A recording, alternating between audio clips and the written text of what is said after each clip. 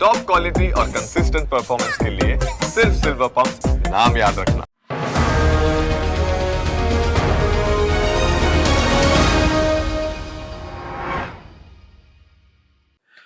Brand સ્ટોરીઝમાં આપનું સ્વાગત છે.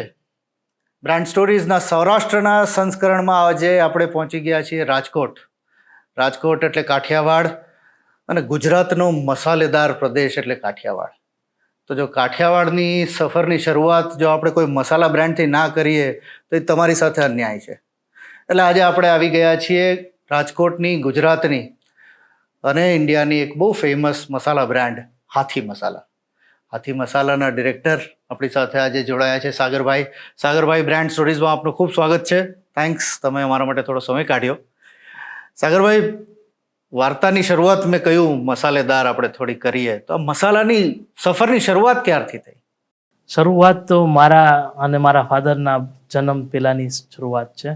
અમે 1952માં 1952માં મારા ફાધરના દાદીએ શરૂઆત કરેલી હતી કે જ્યારે મસાલા જ્યારે જોયું કે ભાઈ ખુલ્લા મળતા હતા, નથી એમાં કાંઈ પેકિંગ અને ભેળસેળવાળા મળતા હતા, કે વસ્તુ સોર્સિંગ કરવી જ્યારે અઘરી પડતી હતી, તો ત્યારે અમે સ્ટાર્ટ કરેલું મસાલાનું કે આપણે હાથેથી મસાલા લઈ અને પીસી અને એ રીતે આપણે સ્ટાર્ટ કર્યું હતું અને ક્વોલિટીમાં આપણે વેચવાનું કરેલું. આપણી પાસે વર્ષોથી એક કરિયાણાની દુકાન હતી, તો કરિયાણાની દુકાનથી આપણે સ્ટાર્ટ કરેલું હતું. અને રાજકોટથી ના, આપણે મૂળભૂત છે ને જામનગરમાં જે મેઇન એરિયા છે બર્ધન ચોક કહેવાય, કે જે રાજા રજવાડા સમયથી જે હતી જગ્યા કે જ્યાં બધી અનાજ, કરિયાણું, કાપડ બધી બજાર બેસે, ત્યાં આપણી શોપ હતી. અને ત્યાં આપણે વસ્તુ સારી ક્વોલિટીમાં બધું અનાજ, કરિયાણું આપણે પ્રોવાઈડ કરતા અને પોતે જ આપણે ગ્રાઇન્ડ કરી અને કસ્ટમરને આપણે આપતા.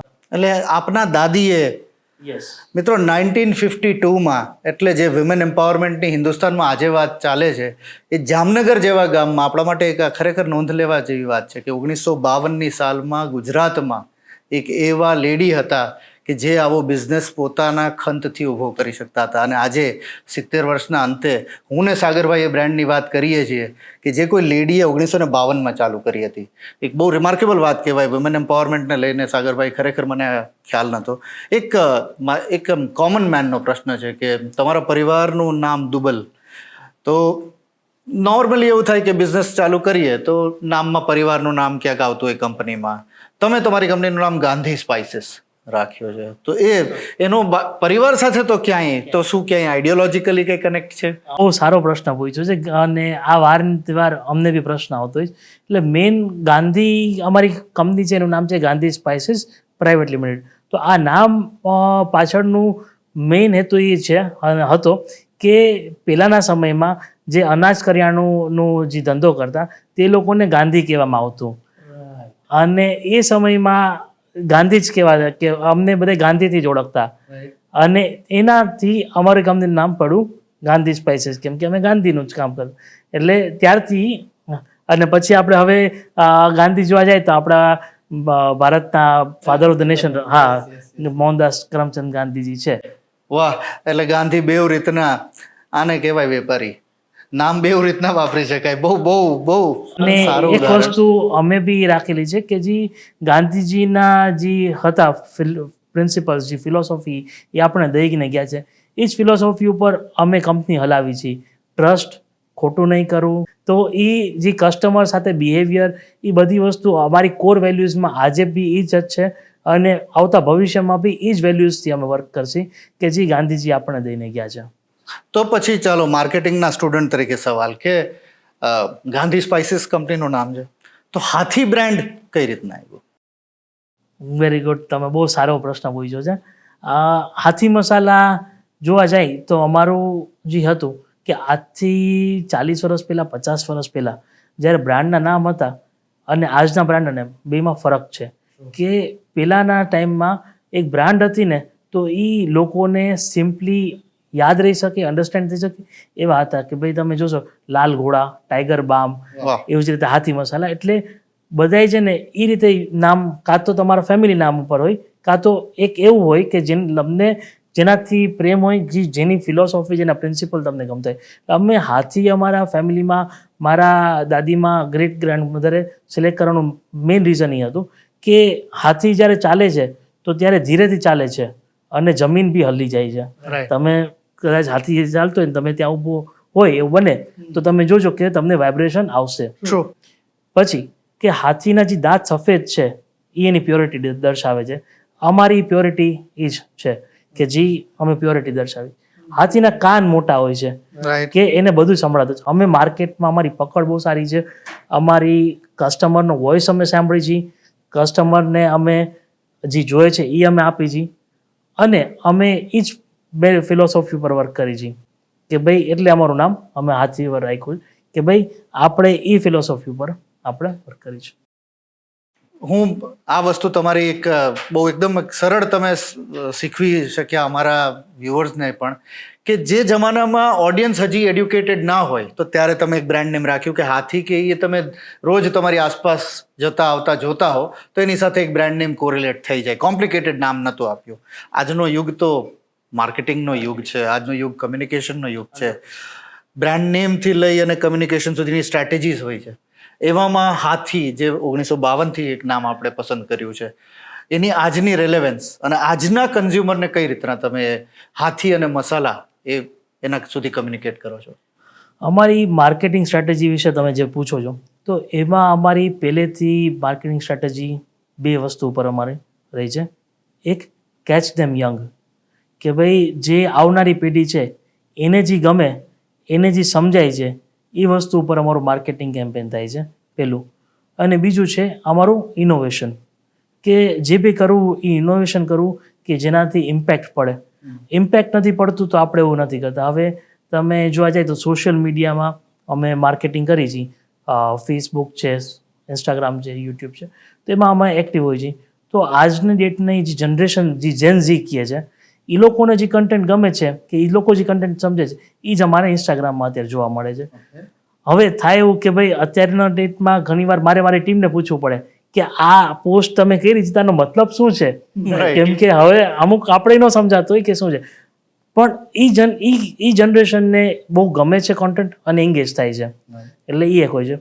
હવે બાકી જે માસ માર્કેટ જે માસ મીડિયામાં આપણે જે વાત કરી છે આપણે માર્કેટિંગ કરતા હોય એમાં અમે ઇમ્પેક્ટફુલ કરતા હોય છે કે જ્યાં લોકોનું અટેન્શન ગ્રેપ થાય. કે રિસન્ટલી જ અમે જે કેમ્પેન કર્યું હતું ભરાઈ ગયા ને, તો એ કેમ્પેન અમે ક્રિએટ કર્યું તો આખા ગુજરાતમાં અમે હલ્લો મચાવી દીધો હતો. અને અમારું કેમ્પેન એ લેવલે સક્સેસ થયું હતું કે અલગ અલગ બીજી એજન્સી, ક્રિએટિવ એજન્સી અમારું કેમ્પેન યુઝ કરવા માંડી હતી. એ તો ઠીક, અમારા કોમ્પ્યુટર્સ એડ રન કરતા હતા અમારા જ કેમ્પેનની.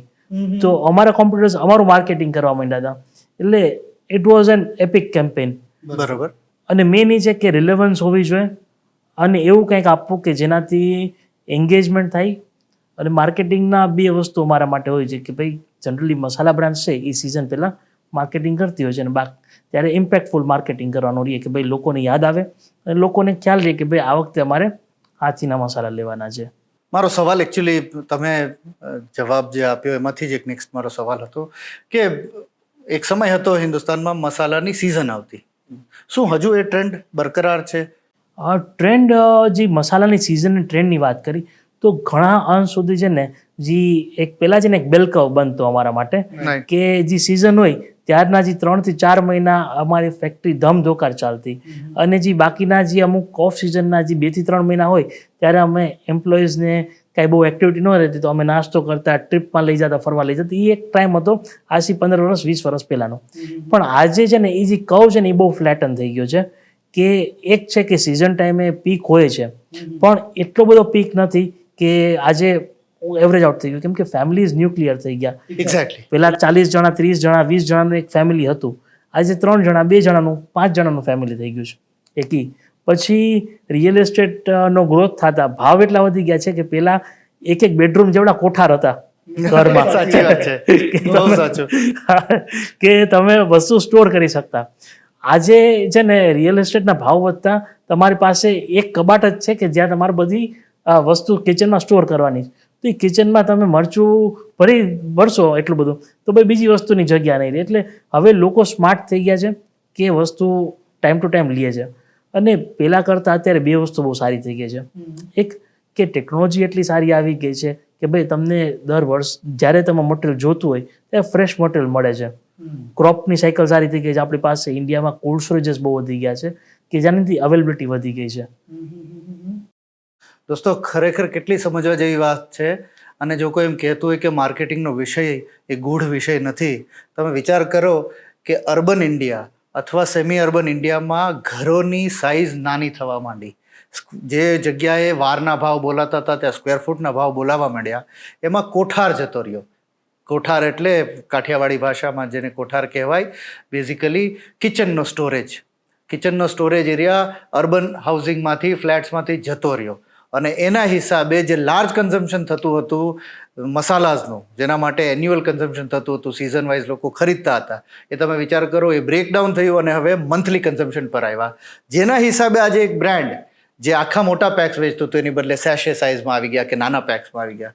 તમે વિચાર કરો કેટલું લાંબુ કોરિલેશન છે કે ઘર નાનું થયું એના હિસાબે એક બ્રાન્ડ અને એક આખો બિઝનેસ પોતાની જાતને કઈ રીતના ચેન્જ કરે છે. આ એક બહુ શીખવા જેવી વસ્તુ છે. સાગરભાઈ, થેન્ક્સ, તમે અમને આ એક વસ્તુનું જ્ઞાન પણ અપાવ્યું. મૂળ મુદ્દા પર જો આવીએ તો તમે મને કહ્યું ડિજિટલ માર્કેટિંગ તો તમે જેન ઝી માટે કરી રહ્યા છો, પણ તમારી આજે પણ જે કોર ટીજી છે એ તો હાઉસવાઈફ છે, રાઈટ? અને હું નથી માનતો હાઉસવાઈફ એટલી એનું મીડિયા બિહેવિયર એટલું બધું ચેન્જ થયું છે, તો હજુ એ હાઉસવાઈફ્સને તમે કઈ રીતના ટાર્ગેટ કરો? તમારો બહુ સાચો પ્રશ્ન છે. પહેલી વસ્તુ તો અમે અમારો ટીજી હાઉસવાઈફ નથી માનતા. અમે એઝ અ કંપની ફેમિનિઝમમાં ઘણું માની છીએ. અમારી કંપનીમાં બી ફિમેલ એમ્પ્લોઈઝની સ્ટ્રેન્થ બહુ સારી છે. અમે પર્સનલી આઈ બિલીવ કે ભાઈ કુકિંગ એ એક હાઉસવાઈફનું કામ નથી, બેયનું કામ છે. જો હા, તમારે જે રીતે ઘરના ડાયનામિક્સ હોય, બટ આઈ થિંક કે પુરુષોને બી એટલું જ આવડવું જોઈએ રસોઈ કરતા. રાઈટ. અને તમે જોવા જાઓ કે આજની ડેટે ઘણા એવા ઘર હોય છે કે જ્યાં પુરુષો શાકભાજી લેવા જતા હોય છે, મસાલા લેવા જતા હોય છે, અને ઘણા એવા ઘરો છે કે જ્યાં એની સ્ત્રીઓ જાતી છે, અને ઘણા એવા ઘરો થઈ ગયા છે કે જ્યાં ક્વિક કોમર્સથી નાના છોકરાઓ એના જે છે એ બધી કરિયાણાની અનાજ વસ્તુની ખરીદી કરે છે. એટલે જે ટીજી છે એ ઓવરઓલ ઘણું છે ને ડાયનામિક છે અમારા માટે કે બધા જ જણાને અમારે પહોંચવાનું છે. પણ હાઉસવાઈફ માટે અમે એન્ગેજમેન્ટ એક્ટિવિટીઝ બહુ સારી કરતા હોઈએ છીએ કે અમે કુકિંગ શોઝ અમે કરતા હોઈએ છીએ કે જેનાથી પ્રોત્સાહન મળે, ઇનોવેશન આવે, કે સારી વાનગીઓ બનાવતા શીખે લોકો, સારું ખાતા શીખે લોકો. અમે અલગ અલગ એક્ટિવિટીઝ કરતા હોઈએ છીએ કે જેમાં નોલેજ ઓરિએન્ટેશન હોય કે ભાઈ આપણે કેન્સરની અવેરનેસ માટે આપણે શોઝ કરતા હોઈએ છીએ, કે આપણે ઇવેન્ટ્સ કરતા હોઈએ છીએ, આપણે કિટી પાર્ટીઝ અરેન્જ કરતા હોઈએ છીએ. આ ટાઈપની ઘણી એક્ટિવિટીઝ કરતા હોઈએ છીએ કે આપણે સોસાયટીની અંદર જઈ અને આપણે એને ફીલ ગુડ ફેક્ટર આપતા હોઈએ છીએ, બરાબર, કંઈક ને કંઈક એક્ટિવિટીઝ કરીને અલગ અલગ અમારા ઇનોવેશનમાં. તો આ બધી વસ્તુ અમે કરતા જેનાથી હાઉસવાઈફ સાથે અમે એંગેજ રહી શકીએ. અને મેઇન અમારો ઉદ્દેશ છે કે સમાજમાં કંઈક સારું આપવું. સાગરભાઈ, બહુ આ એક વસ્તુ જાણવા જેવી નીકળી કે તમે હાઉસવાઈફ્સને કોર ટીજી નથી ગણતા. Anyone who is looking to cook is your TG. Everyone who is looking to cook should be our customer. વાહ, ટેગલાઇન થઈ ગઈ આપણા શોની આજ માટે. સાગરભાઈ સાથે વાતો આપણી ચાલુ રહેશે મિત્રો. એક નાનકડો અહીંયા બ્રેક લઈએ. બ્રેક પછી ફરી મને મળો. અને હાથી મસાલા આજ સુધી તો 52થી અત્યાર સુધીની વાર્તા થઈ ગઈ, પણ હવે અહીંથી આગળ 2052 સુધી શું કરવાનું છે એ પણ આપણે સાગરભાઈથી જાણશું.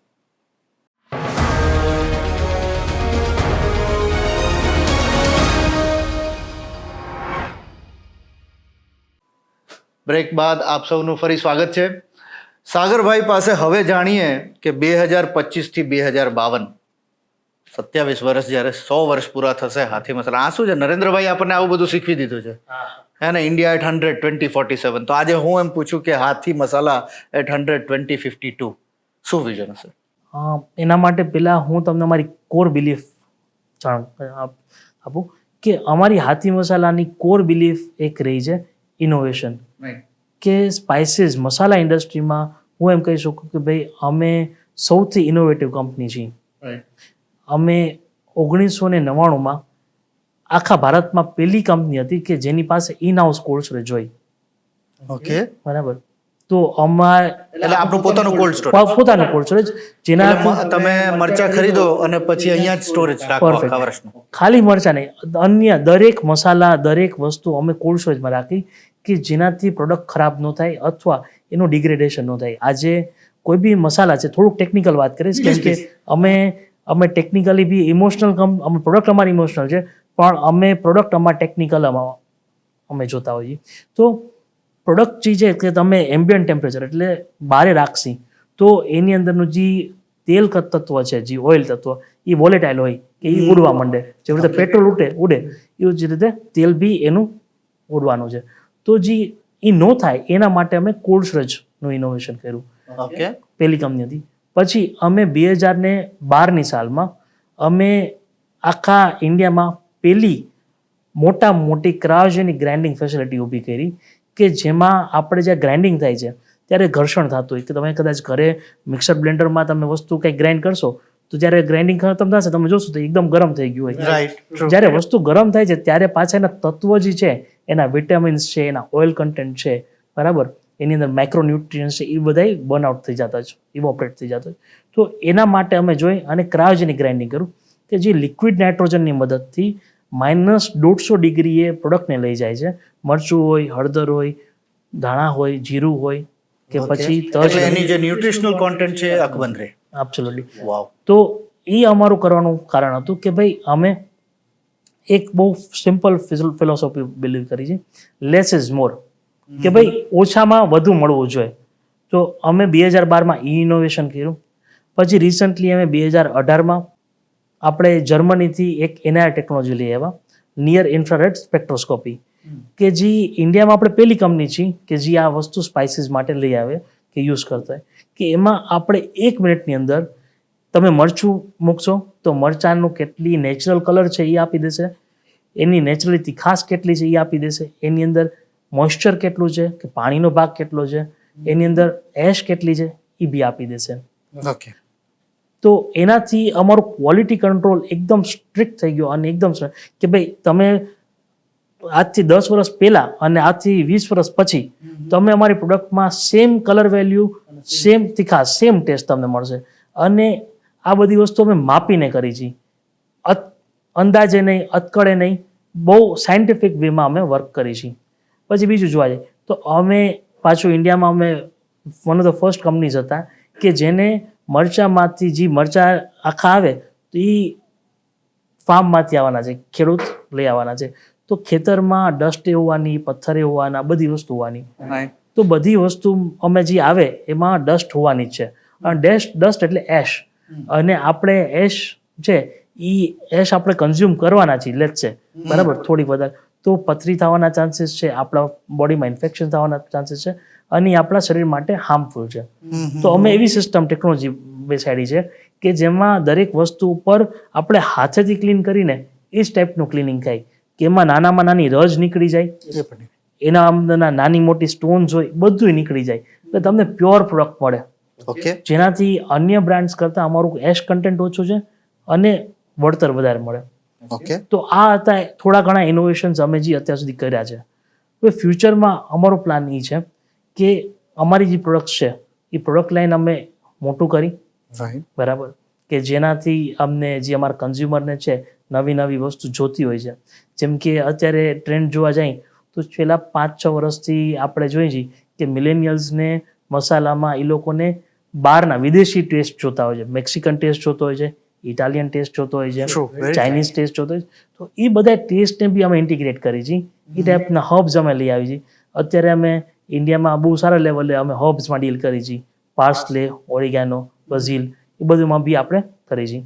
અને અમે અમારો બિઝનેસ સેગમેન્ટ છે એ રિટેલમાં અમારું 70% અમારું રિટેલ બિઝનેસ સેગમેન્ટ છે કે કન્ઝ્યુમર પેકિંગમાં.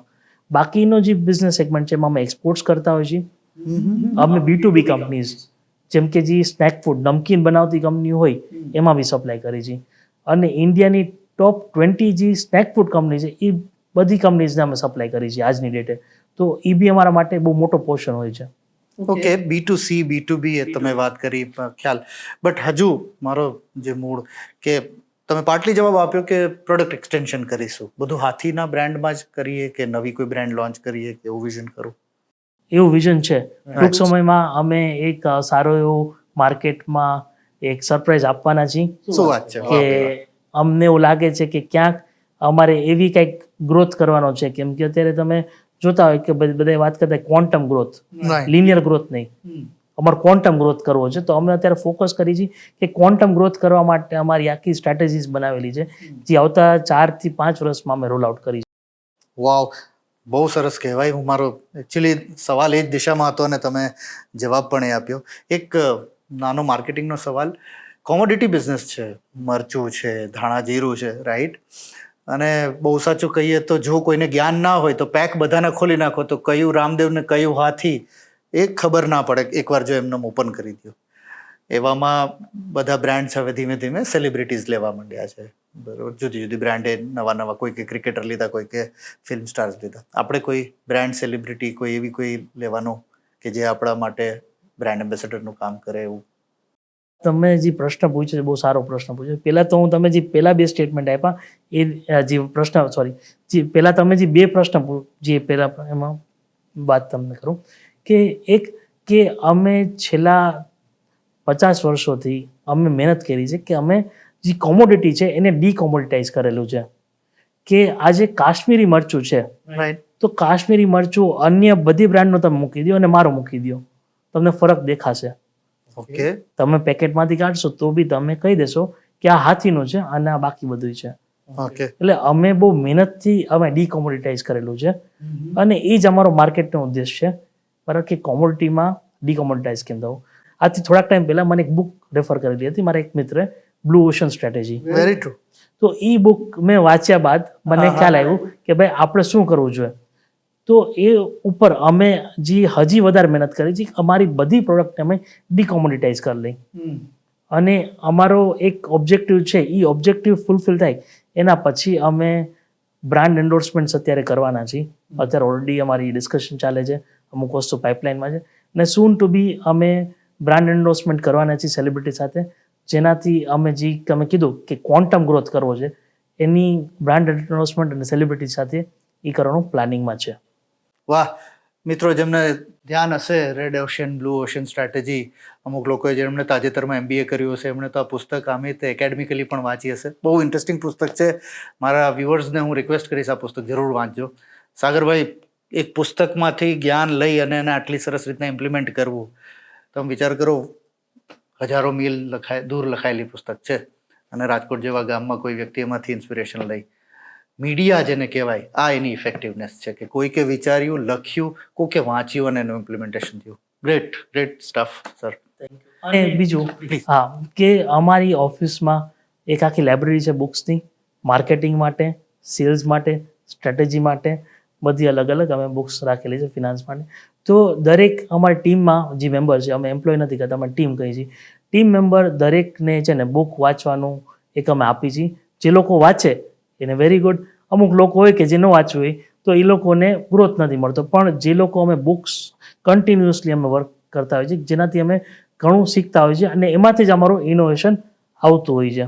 અને એ કોર બિલીફ છે ઇનોવેશન, તો એમાં જ પાર્ટ છે કે ભાઈ નવું નોલેજ પ્રાપ્ત કરવું અને એ નોલેજ લીધા બાદ એનું અમલમાં લેવું. કદાચ 5 વસ્તુ જ શીખશી પણ 5માંથી 4 વસ્તુ કરશી અને એના જ ઉપર અમારી કંપની છે કે આવતા જે 10 વર્ષ 40 વર્ષ અમારે જે છે એ ઇનોવેશન ઉપર જ છે અને સ્ટ્રેટેજિકલ ઇમ્પ્લિમેન્ટેશન ઉપર છે. સાગરભાઈ, તમે અમારી સાથે આજે જોડાયા, હાથી મસાલાની આટલી મોટી સ્ટોરી તમે અમને કહી, ફ્યુચરનો આખો તમારો જે રોડમેપ છે અમને જણાવ્યો. Thank you so much brand સ્ટોરીઝમાં આવવા બદલ. અને અમે એવી વિશ કરીએ કે તમારો જે everyone who cooks is your TG, એ તમારું મિશન રિયલાઇઝ થાય. Thank you so much for coming to brand stories.